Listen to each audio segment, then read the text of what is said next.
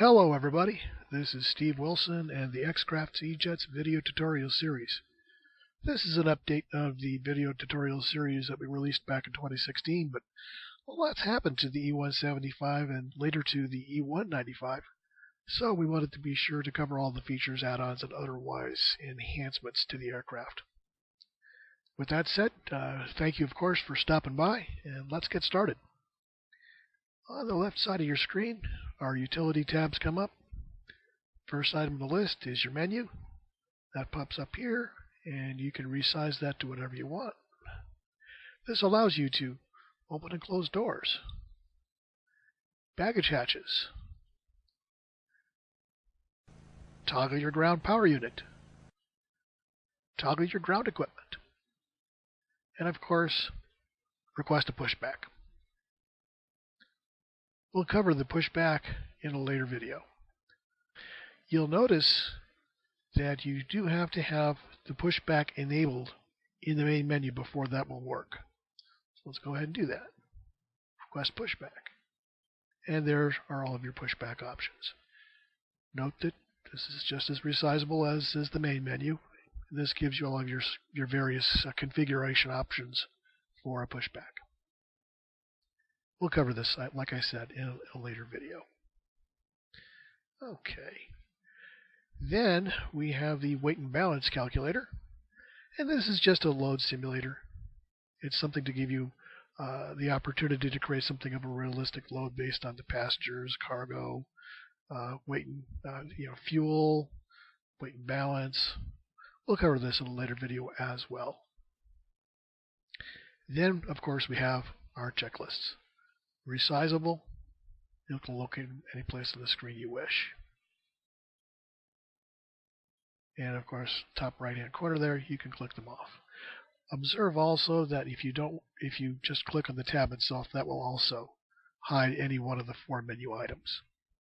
One last menu item to cover is actually in the X-Plane plugins menu, and this is where you would select your winglets. Right now we have the default winglet selected.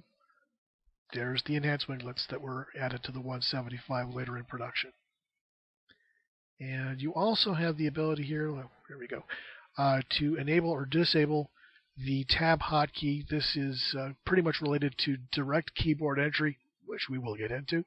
But if you're flying online, you want to be sure to have the tab hotkey available to you for communications within either one of the major online air traffic control utilities.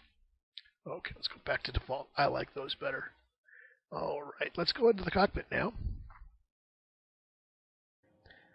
And welcome to the cockpit. This is going to be just a quick visit to the front office to cover some convenience features. For example, as I glance around, I'm using X-Plane Quick Look command functions, easily bound to any of the keypad numbers. Overhead, I've got, oddly enough, the overhead control panel.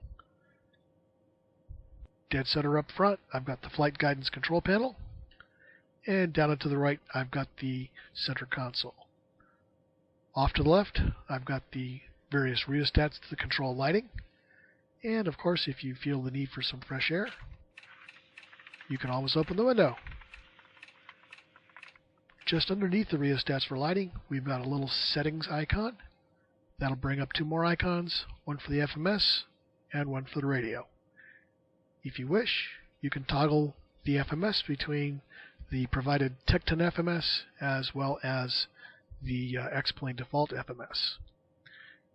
Move our view just a little bit to the right. We can also pop up the avionics displays, and this makes it easy to have one-stop shopping, nice and clear, up close and personal views as you're managing your flight. On the other hand, if you prefer, you want to use your main displays, but the yoke's in the way, you can toggle that sucker out of the way. And if the armrests are in the way, you can get rid of those too. And I think the last thing to cover here are the reflections. We have a little hot spot here in the lower left-hand corner of the windscreen. Click there, and the reflections go away. Makes the view a little bit clearer if you prefer. And that covers everything, folks. Thanks for watching. Look forward to seeing you in the next one. Have a great day.